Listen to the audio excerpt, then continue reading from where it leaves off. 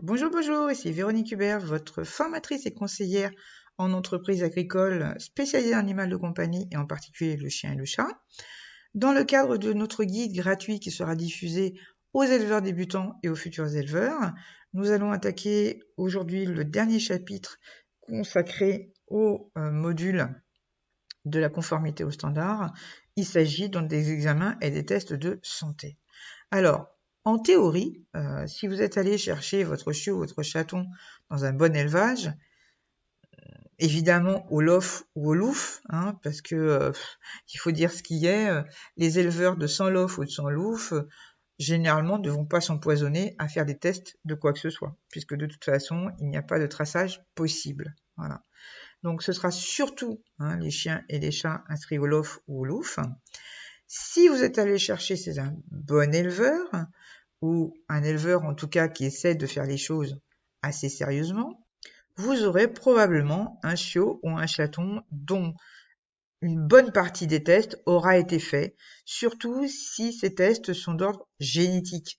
C'est-à-dire que on peut faire ce type de test bien avant de vous le céder, puisqu'il suffit soit d'un prélèvement salivaire, soit d'une prise de sang. Donc, il est possible que l'éleveur vous ait va vous remettre d'ailleurs un certain nombre de tests qui auront été effectués sur votre chiot ou votre chaton.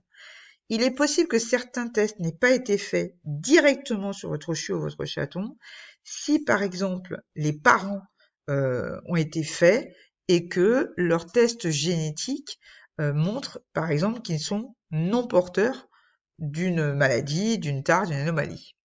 Voilà. Donc, réclamez-lui quand vous allez chercher votre chiot, votre chaton, ou même avant.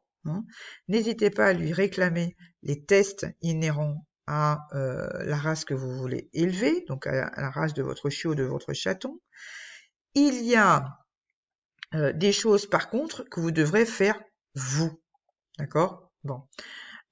Nous sommes quand même sur du chat ou du chien en majorité au louf ou au lof.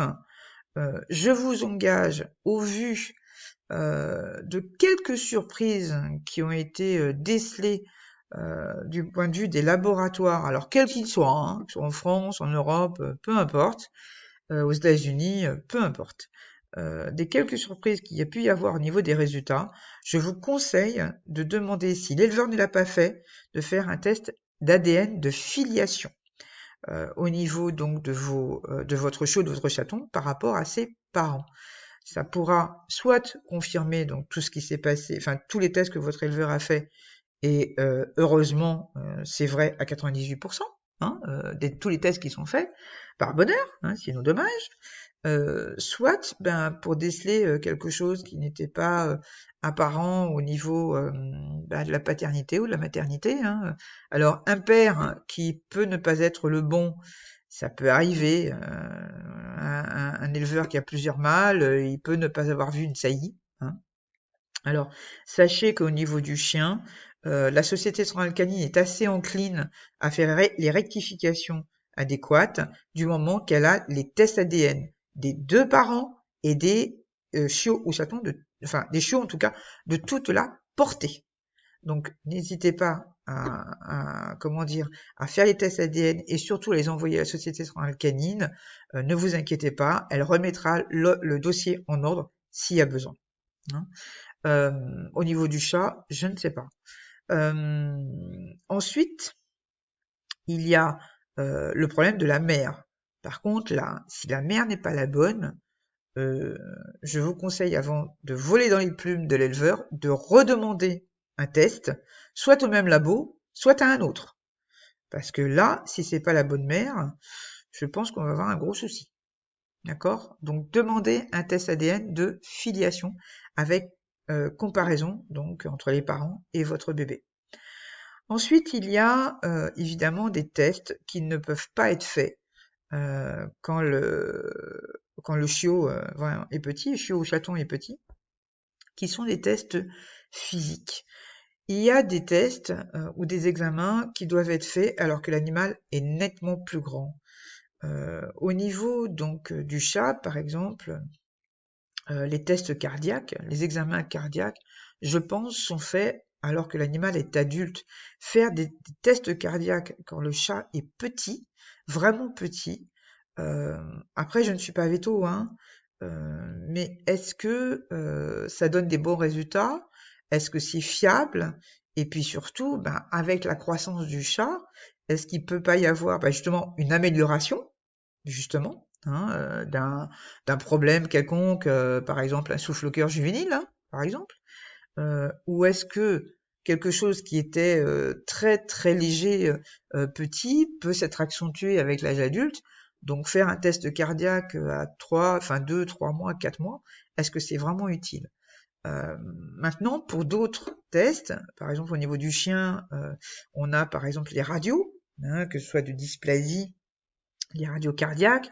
On a aussi les tests de surdité, les tests oculaires, qui sont des tests ophtalmiques, hein, donc faits par des ophtalmos, qui sont en général en supplément des tests génétiques de tare oculaire, soit parce que le chiot, le chiot en tout cas, ou le chat, non le chiot, oui, est atteint, et dans ce cas-là, on veut savoir le degré auquel il est atteint, hein, soit pour faire des examens approfondis sur des anomalies ou des tares qui ne sont pas prises en compte par les tests génétiques. Il y en a, il faut le savoir. Il y a aussi les tests, les radios sur les rotules. Il y a des bilans sanguins éventuellement à faire. Voilà, donc il y a toujours une panoplie, hein, de tests. On voit au niveau des packages qui sont proposés par les laboratoires qu'il y a un éventail de plus en plus étendu de tests à faire. Bon, n'allez pas trop loin dans la suspicion de maladies, de tares, d'anomalies, etc. N'oubliez pas que votre chien ou votre chat, c'est d'abord un être vivant, hein, c'est un cœur avec des poils, une tête, 2 oreilles, 4 pattes et une queue, hein, voilà. C'est d'abord un standard, c'est d'abord un caractère, c'est d'abord un animal qui va rester près de vous pendant peut-être 8, 10, 15 ans. Donc l'important, c'est qu'il soit en bonne santé générale. Et surtout qu'il ne trimballe pas génétiquement des formes graves de maladies ou de tares génétiques. Si il y a les plus courantes qui sont faites, hein, enfin les tests les plus courants qui sont faits sur les maladies les plus courantes aussi, ce n'est pas pour rien.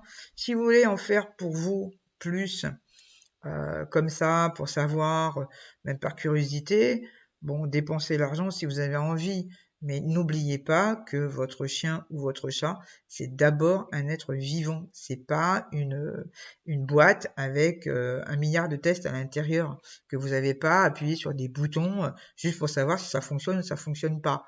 N'oubliez pas que, alors au niveau du chat, moins évidemment, mais au niveau du chien, il faut savoir que 95 à 98% des races canines étaient autrefois des races de travail. Et donc, il fallait qu'elles soient endurantes, il fallait qu'elles soient extrêmement en bonne santé. Donc, ça veut dire que les standards ont été établis en fonction de ça, en fonction des qualités de travail, d'endurance, d'équilibre émotionnel et sanitaire pour que le chien puisse faire son travail. Donc au fur et à mesure des générations, vous avez quand même des races qui sont là depuis 50, 200, 1000 ans.